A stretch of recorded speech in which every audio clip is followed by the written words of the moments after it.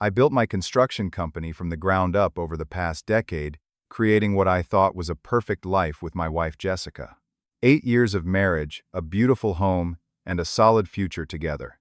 Then came that strange lipstick smudge on her collar text messages at odd hours, and a growing knot in my stomach that something was terribly wrong.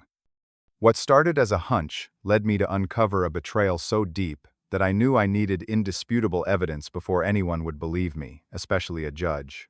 Before I tell you how I uncovered my wife's betrayal and used it to protect myself in court, let me know where you are watching from and hit that subscribe button if you have ever had to trust your instincts when everyone else told you that you were crazy. I met Jessica at my college buddy's wedding 10 years ago. She was the maid of honor, and I was a groomsman. We locked eyes across the reception hall, and by the end of the night, we were inseparable. Jessica was stunning with her confident smile and quick wit.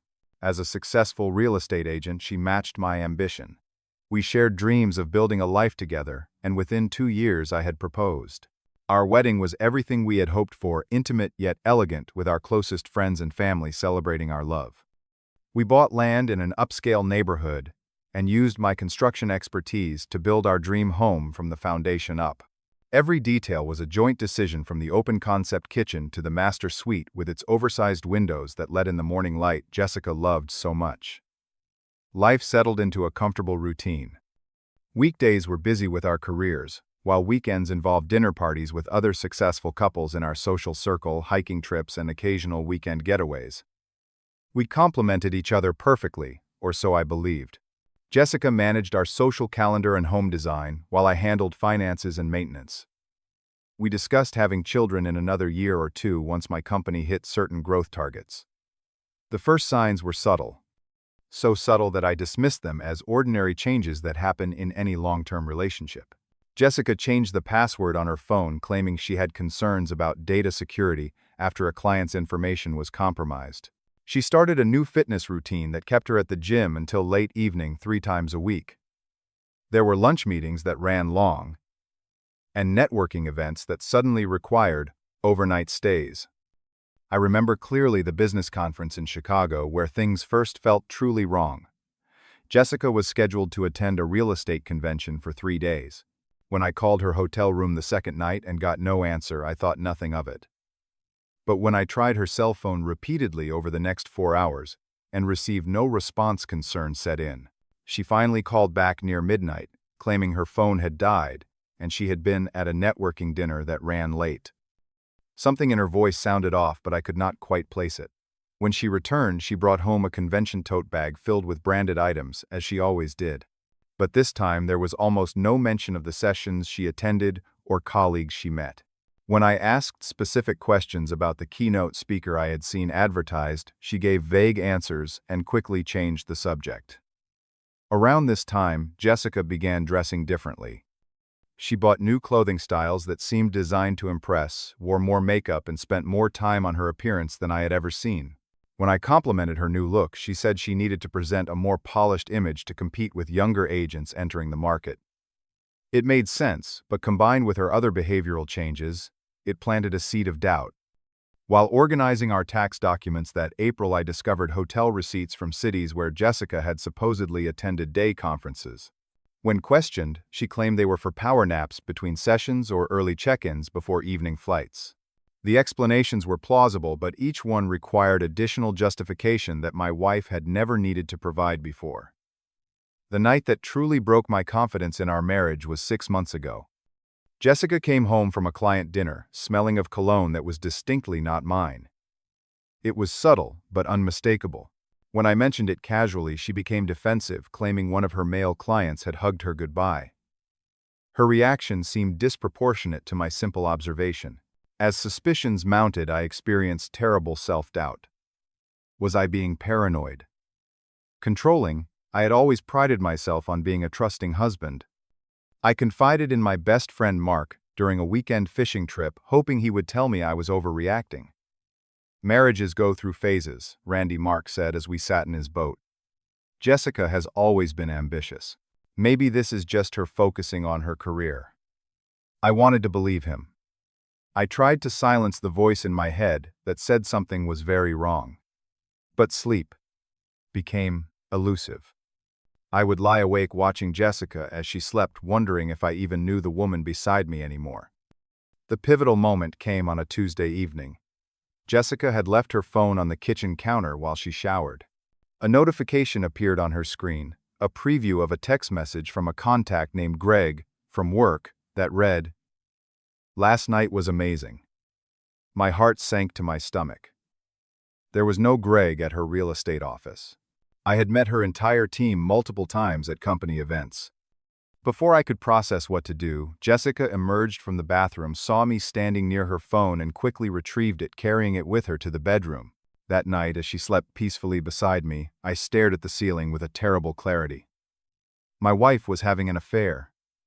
The question was no longer if, but with whom, for how long, and what I was going to do about it.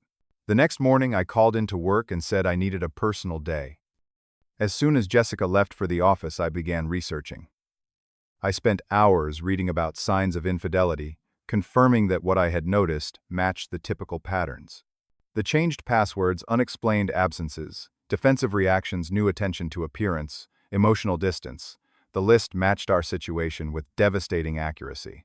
I found myself in anonymous online forums where others shared similar experiences. The advice varied wildly, from immediate confrontation to sophisticated evidence gathering. One comment from a user named TruthSeeker45 particularly resonated with me. If you confront without evidence, they will just get better at hiding it. Document everything. Protect yourself first. This led me to research the legal implications of gathering evidence. I discovered that my state allowed one-party consent recording, meaning I could legally record any conversation I participated in without informing the other parties. However, I could not record conversations between Jessica and someone else if I was not present.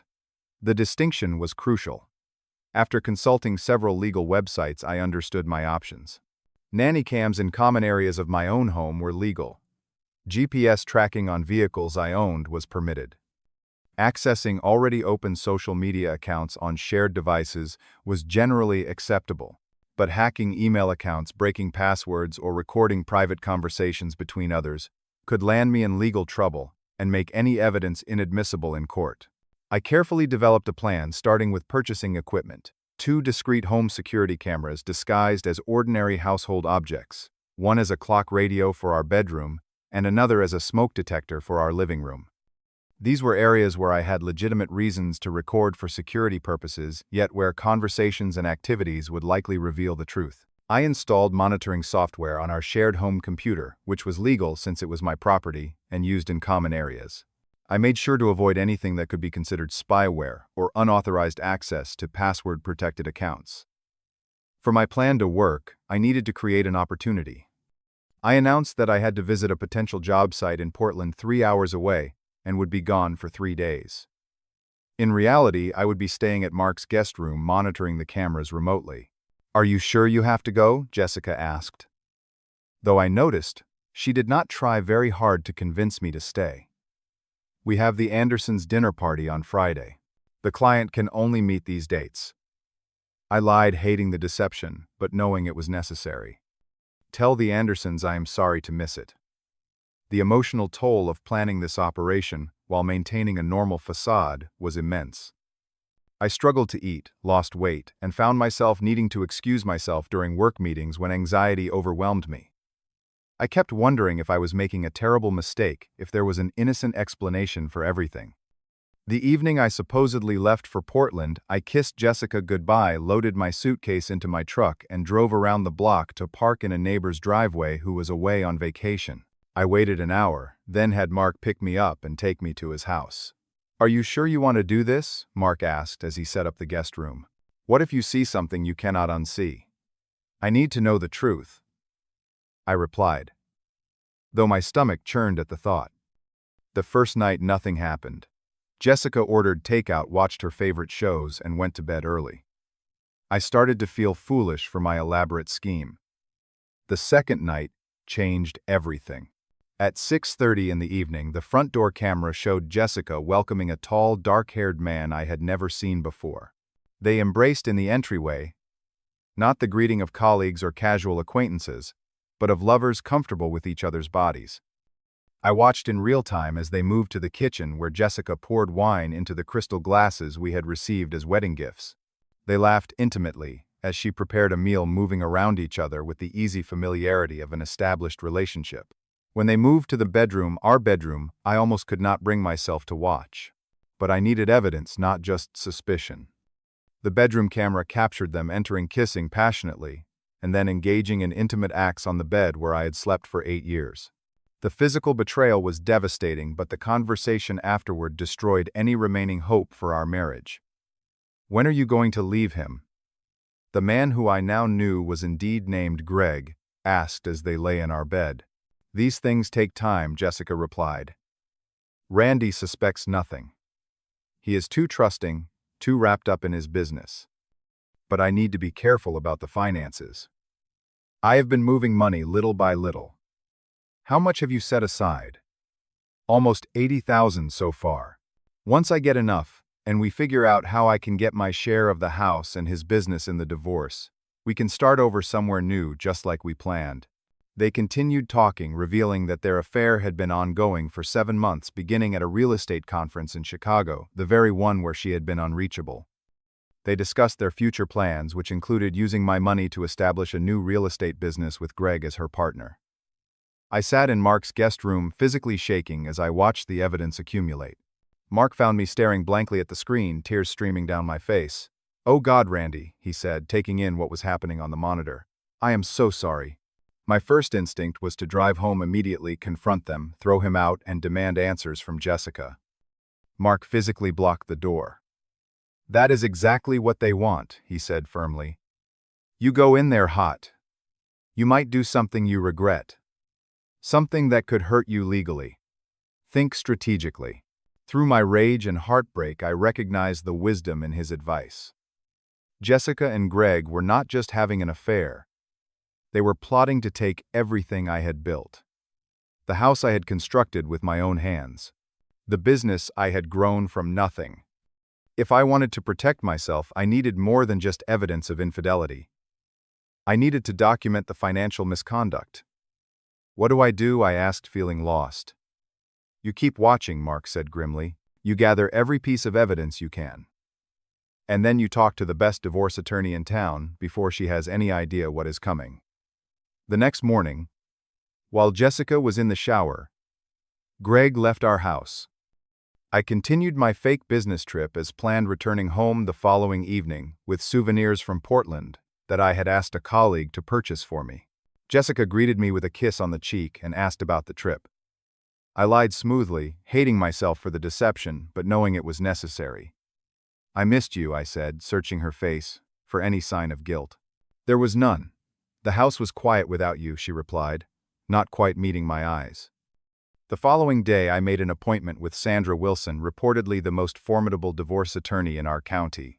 Her office was intentionally located on the opposite side of town from where Jessica worked to minimize the chance of being seen. Sandra's reputation was well earned. She was sharp, direct, and immediately grasped the severity of my situation after viewing a small sample of the evidence I had gathered. "Your recordings are likely admissible since they were made in your own home using security devices," she explained.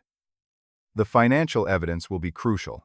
In this state, infidelity can impact asset division if it can be proven that marital assets were used to support the affair or if there was an attempt to hide or divert assets." We formulated a comprehensive strategy. I would continue gathering evidence while Sandra prepared the divorce filing.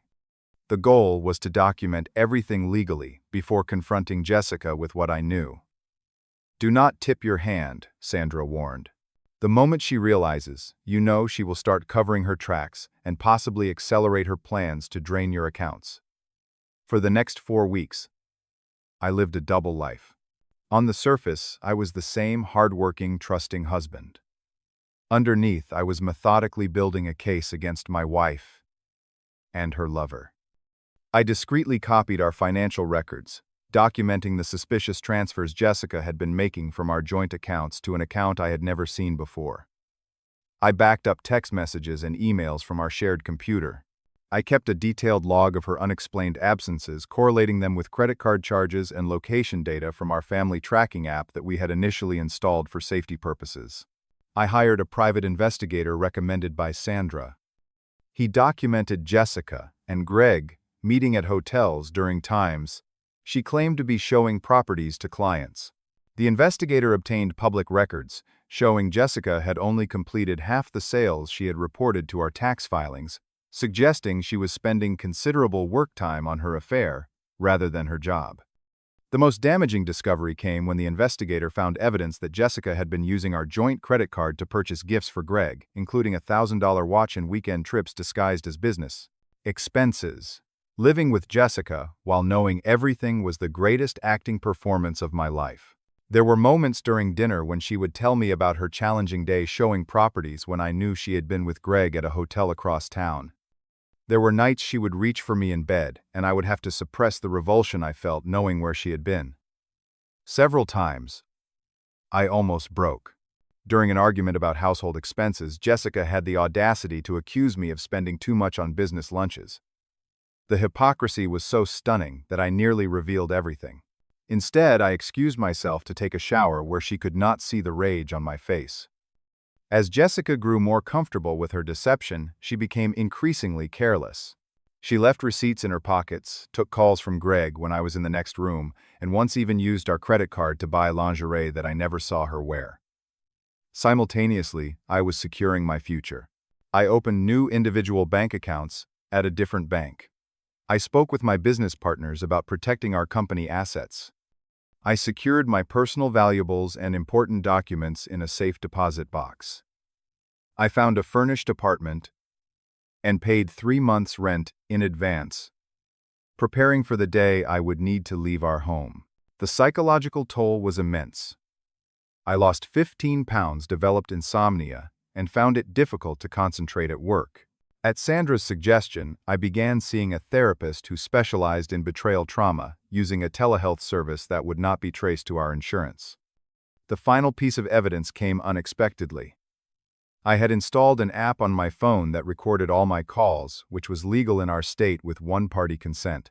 Jessica accidentally called my phone instead of Greg's one afternoon. When I answered, she quickly made up an excuse about wanting to know if I would be home for dinner. What she did not realize was that after we hung up, she failed to end the call properly on her end, and my recording app captured her immediately calling Greg and discussing their plans. Randy has no idea about anything she told him. Once we file for divorce, I will get half of everything, including his business. My attorney says since I supported him while he built it, I am entitled to a substantial portion. The recording continued for nearly 20 minutes as they discussed their future plans using my money and assets. It was the smoking gun we needed. With this final piece of evidence in hand, Sandra advised that we were ready to file. The strategy was carefully planned: file the divorce petition on a Monday when Jessica would be in all-day training.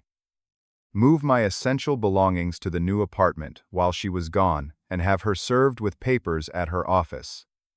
Following day. She will never see it coming, Sandra assured me. And when she does, she will already be 10 steps behind. The morning of the filing, I woke up beside Jessica for the last time. She was still sleeping peacefully, unaware that her carefully constructed plans were about to collapse. I went through the motions of my morning routine, kissed her goodbye as she prepared for her training day, and told her I would be working late. "I love you," she said as I headed out the door. "I know you do," I replied, unable to return the lie. While Jessica was at her training session, I moved my essential belongings to the new apartment. I left most of the furniture and household items behind, taking only what was irreplaceable: family photographs, personal mementos, and documents. I left my keys on the kitchen counter, along with a note instructing her to communicate only through my attorney, whose contact information was provided. The divorce petition was filed at 9 in the morning. By noon, I had moved out. At 2, Jessica was served with papers at her training session. By 3, my phone was exploding with calls and messages from her, which I did not answer. "What is going on? We need to talk. This is insane. Answer your phone." The messages grew increasingly desperate as the afternoon progressed. I maintained complete silence, following Sandra's advice. That evening, Jessica showed up at my office, but security had been instructed not to allow her in. She then went to Mark's house, where he politely but firmly told her I was not there and suggested she contact my attorney. The first court appearance was scheduled for the following week. An emergency hearing for temporary orders regarding the marital home and finances. Jessica arrived with her attorney, a sleek woman in an expensive suit who approached Sandra with a confident smile. "My client is completely blindsided by this filing," Jessica's attorney stated. "She was under the impression they had a happy marriage, with normal challenges. She is willing to consider counseling and reconciliation." Sandra's response was measured.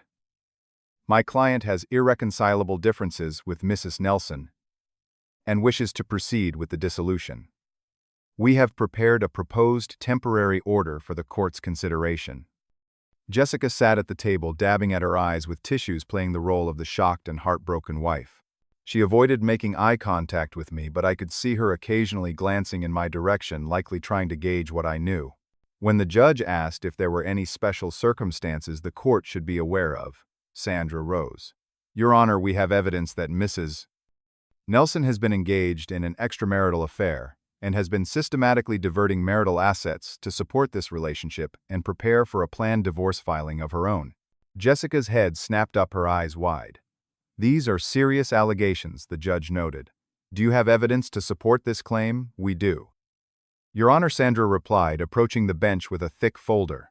"We have prepared a comprehensive evidence package for the court's review." As the judge began examining the evidence, Jessica leaned over to whisper urgently to her attorney.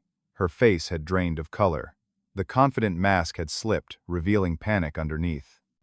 The evidence package contained everything: photographs of Jessica and Greg entering hotels, financial records, showing the diverted funds, transcripts of recorded conversations, discussing their plans, and most damaging of all, the accidental phone recording where they explicitly discussed using the divorce to take my business. As the judge reviewed the materials, Jessica's attorney requested a brief recess to consult with her client. When they returned, Jessica's demeanor had changed completely. The tears were gone, replaced by a cold, hard stare. "Your Honor, my client disputes the authenticity of these recordings," her attorney claimed. "She suggests they may have been doctored or obtained illegally." Sandra was prepared for this. "All evidence was obtained legally, under state law, Your Honor.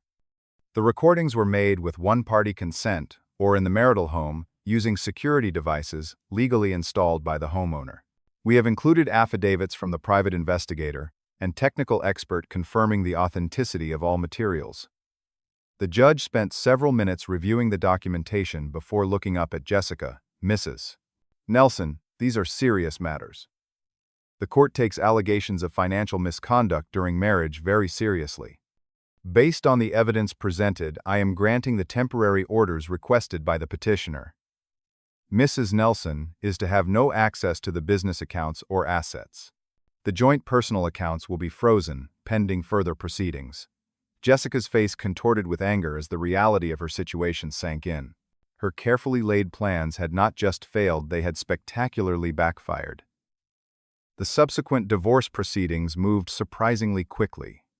Faced with overwhelming evidence, Jessica's attorney advised her to settle, rather than face a trial where the full extent of her behavior would become public record. The settlement was far more favorable to me than it would have been had I not discovered the affair and financial misconduct. Jessica's attempt to claim half my business failed completely. The judge cited her recorded statements about using the divorce to take my business as evidence of bad faith. She received only a small percentage of the company's value as a marital asset. The house was sold, with the proceeds divided according to our documented contributions, which heavily favored me as the builder and primary investor.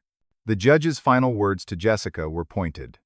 "The court does not look kindly upon parties who attempt to use marriage and divorce as financial strategies. Had you approached this dissolution with honesty and good faith, the outcome might have been quite different." 6 months later, the divorce was finalized. I rebuilt my life in a new home across town, smaller, but entirely mine. The construction company continued to thrive, and without the constant drain of Jessica's expensive tastes, my financial situation improved dramatically. The healing process was neither quick nor easy. I worked with my therapist weekly, processing the betrayal and learning to trust again. I reconnected with friends who had drifted away during my marriage, many of whom admitted they had seen red flags, but had not known how to tell me. I channeled my energy into work and new hobbies, joining a local hiking club and volunteering with a construction program that built homes for veterans. Gradually, the constant ache of betrayal faded into occasional twinges of regret for what might have been. A year after the divorce, I ran into Jessica at a local restaurant. She was alone, looking somehow smaller than I remembered. Greg, I had heard through mutual acquaintances, had moved on to another married woman. Once the reality of building a life with Jessica proved less appealing than the fantasy of their affair. We exchanged awkward nods but did not speak. As I watched her leave, I realized I felt nothing but a distant pity for someone who had thrown away something real for an illusion. 2 years after my divorce, at a fundraising event for the Veterans Housing Project, I met Allison, a kindergarten teacher with a warm laugh and kind eyes. Our relationship developed slowly, built on honest communication and shared values. When I eventually told her about my past, she listened without judgment and appreciated my honesty. "Trust has to be earned," she said simply, "and it has to go both ways." Looking back, I realized that the pain of discovering Jessica's betrayal, while devastating at the time, led me to a far better place. I learned to trust my instincts, to stand up for myself, and to recognize that sometimes fighting for a marriage means knowing when to walk away. The evidence I gathered did more than just protect my financial future. It freed me from a relationship built on lies and allowed me to find authentic connection based on mutual respect. Have you ever had to make the difficult choice between confrontation and strategic patience? Share your experience in the comments below. If my story helped you in any way, please hit that like button and subscribe for more real-life experiences. And remember, sometimes the hardest evidence to face is the truth we have been avoiding. Thank you for listening to my story, and I hope it gives strength to anyone facing betrayal, that there can be healing and happiness on the other side.